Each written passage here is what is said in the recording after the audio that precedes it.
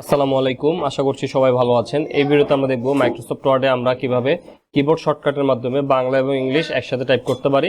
অনেক সময় দেখা যায় আমরা যখন আমি একটু বাংলা লিখে দেখাচ্ছি আমরা আপনাদেরকে, কন্ট্রোলটা চালু করে নিয়ে আমি এখান থেকে বাংলা ফন্ট নিচ্ছি। আমরা কি করি, বাংলা লেখার জন্য এখান থেকে আমরা বাংলা ফন্ট সিলেক্ট করি। সিলেক্ট করে তখন আমরা লিখি। এখন ধরেন আমার এখানে যদি ইংলিশ লেখার প্রয়োজন পড়ে আমরা কি করি, আবার এই যে বিজয় অফ করে নিয়ে আমরা এখান থেকে ইংলিশ ফন্টটাকে সিলেক্ট করি। এখান থেকে ইংলিশ ফন্টটা সিলেক্ট করি।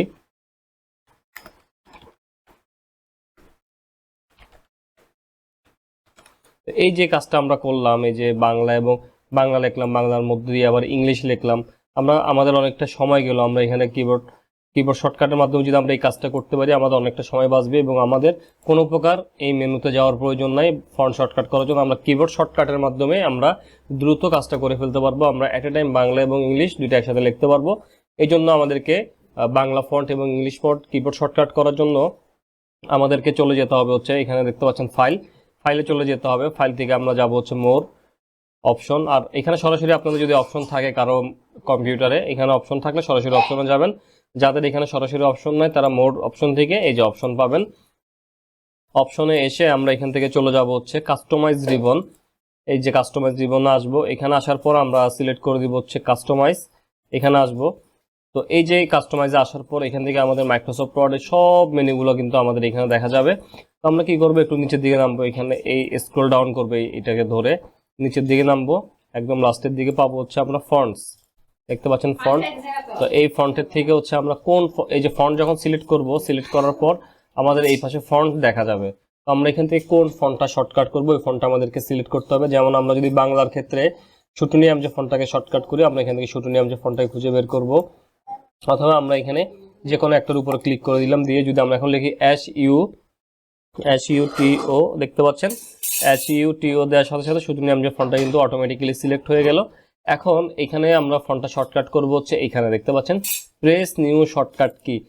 এই যে আপনি যে বাংলা ফন্টটা শর্টকাট করবেন এটা আপনি কোন কিবোর্ডের কোন কমান্ডের মাধ্যমে করবেন এটা এখানে দিয়ে দিতে হবে। যেমন আমরা কিবোর্ড শর্টকাট করার ক্ষেত্রে একটা বিষয় খেয়াল রাখবেন, আমরা যেন কন্ট্রোল কি ব্যবহার না করি। শর্টকাটের ক্ষেত্রে আমরা ব্যবহার করব অল্ট কি, কারণ কন্ট্রোল কি দিয়ে অলরেডি কিন্তু অনেকগুলো কিবোর্ড শর্টকাট রয়েছে, এগুলোর সাথে আবার সাংঘর্ষিক হয়ে যেতে পারে। এই জন্য আমাদেরকে অবশ্যই অল্ট কিটা ব্যবহার করতে হবে। তো আমরা এখানে প্রেস নিয়ে শর্টকাট কিতে আমরা এখানে দিয়ে দিলাম। যেহেতু বাংলা আমরা কিবোর্ড থেকে অল্ট বি চাপবো, দেখতে পাচ্ছেন অল্ট বি চাপলে আমাদের শুটুনিয়াম যে ফন্টটা আমাদের এই যে ফন্টের এখানে চলে আসবে। তো এটা আমরা অল্ট বি এখানে দিয়ে আমরা এখানে অ্যাসাইন বাটনে ক্লিক করব। আমরা অ্যাসাইন বাটনে ক্লিক করে দিলাম।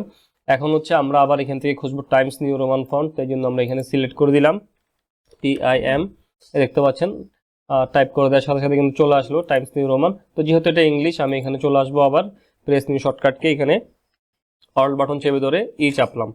আমাদের অল্ট বি দিয়ে বাংলা ফন্ট এবং অল্ট দিয়ে ইংলিশ ফন্ট চলে আসবে। তো আমরা এখানে অল্ট দিয়ে আমরা অ্যাসাইন বাটনে ক্লিক করে দিব। ক্লিক করে আমরা এখান থেকে ক্লোজ করে দিলাম। আমরা এখান থেকে এখন ওকে করে দিব। এখন হচ্ছে আমরা দেখবো, আপনারা একটু এই জায়গাতে খেয়াল করবেন, আমরা যদি এখন এখানে অল্ট চাপি দেখতে পাচ্ছেন আমাদের এখানে ফন্ট কিন্তু চেঞ্জ হয়ে গেছে। আবার যখন অল্ট বি চাপবো আমাদের শুটুনিয়াম যে চলে আসে। তো এখন আমরা একটু দ্রুত কাজ করি, কন্ট্রোলটা বি দিয়ে আমরা বাংলা চালু করে নিলাম। এখন হচ্ছে আমাদের যদি এখানে ইংলিশ ফন্ট থাকে,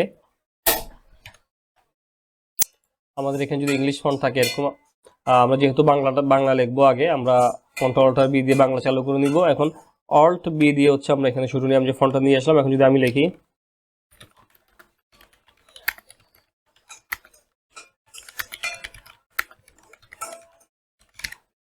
ওকে, এখন যদি আমাদের এখানে আবার ইংলিশ লেখার প্রয়োজন পড়ে আমরা জাস্ট কি করবো, কন্ট্রোলটা বি দিয়ে বাংলা অফ করে নিয়ে অল্ট বাটন চেপে এখান থেকে ইংলিশ ফন্ট নিয়ে নেব। দেখতে পাচ্ছেন আমাদের আর কিন্তু মেনুতে যাওয়ার প্রয়োজন পড়ে নাই।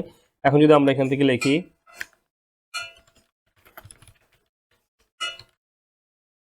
ওকে, দেখতে পাচ্ছেন আমরা কত দ্রুত আমাদের কাজগুলো আমরা করে ফেলতে পারতেছি। তো এভাবে হচ্ছে আমরা মাইক্রোসফট ওয়ার্ডে বাংলা এবং ইংলিশ এট এ টাইম বা একসাথে আপনি বাংলা লেখার মধ্যে আপনি খুব সহজভাবে বা খুব ইজিভাবে ফন্ট শর্টকাটের মাধ্যমে বাংলা এবং ইংলিশ একসাথে টাইপ করতে পারবেন। আপনার সময়টা অনেক বাঁচবে। তো আশা করব ভিডিওটা আপনাদের ভালো লাগবে। যদি ভিডিওটা আপনাদের ভালো লাগে তাহলে লাইক, কমেন্ট, শেয়ার এবং সাবস্ক্রাইব করার অনুরোধ থাকবে এবং প্রয়োজনীয় এই ধরনের আরো ইম্পর্টেন্ট ভিডিও পাওয়ার জন্য আমাদের চ্যানেলের নোটিফিকেশন বাটনটি অন করে রাখবেন। তো ধন্যবাদ সবাইকে, আজকে এতটুকুই। সবাই ভালো থাকবেন, সুস্থ থাকবেন, নিজের খেয়াল রাখবেন। আল্লাহ হাফেজ, আসসালামু আলাইকুম।